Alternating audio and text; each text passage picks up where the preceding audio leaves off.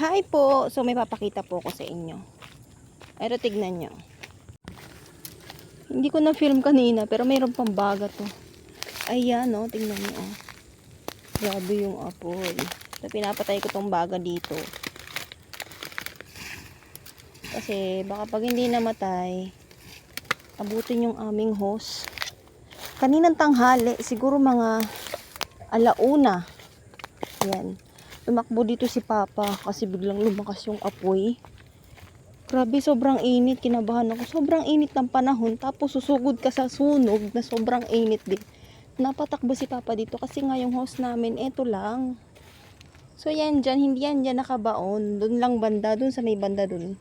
Sa dulo, nakabaon yun. So ito lang yung sunog oh. Ayan. Ayan, hanggang doon papunta sa manukan ni Papa yun. Doon sa taas.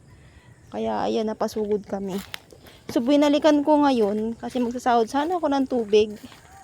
Kasi nga naubos yung laman ng mga timba ko. Dahil pinangpatay namin kanina sa sa apoy. Ito nakita ko umuusok pa. So kailangan ko tong kapatay. Kasi baka mamaya umapoy na naman. Nasa laot sila Papa. Wala pa naman akong timba. Alam ko na, kunin ko nga muna timba to. May laman naman yung planggana, so kunin ko muna tong isa na to. Papalitan ko na lang ng laman. Yeah. Aray ko. Ay. Yeah. Ang daming kawayan, puro kawayan kasi to. Yan. Baka kasi pag hindi napatay to at humangin, kalma kasi ngayon. Biglang humangin mamaya. Biglang lumaki. Naku, gabi pa rin. Ayan.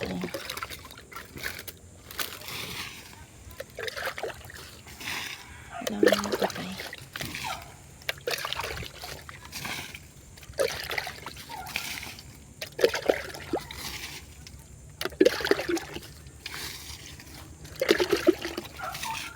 So, ayan, nalagyan ko lang itong ginamit ko. Papalitan ko ng laman. So, ayan, tapos ko nang nalagyan lahat. Yan, kanina ubos yan Pinang namin. Pinang patay namin sa apoy. Pinang apula namin. So, ito ipapakita ko sa inyo kung gaano kalawak yung nasunog. So, ayan lang yung aming gripo. Tapos ito. Ayan na siya. Ayan, nasunog kanina. Ayan. Oh, yun nasunog. Grabe, ang bilis pa naman lumaki ng apoy kasi mga tuyo yung mga dahon. Tumawid siya kasi sa dahon ng saging. Yan, gabi na. Andun yung aming gripo. Andun si Mama. Yan. Madilim na. Mahirap kasi pagka mamaya pa sumiklab yung apoy. Naku, gabi na, ang hirap na apulahin. So, yung dulo na yun dun sa taas. Manukan ni Papa dun. Kaya nataranta kami. Kasi mga saging din namin doon masusunog din.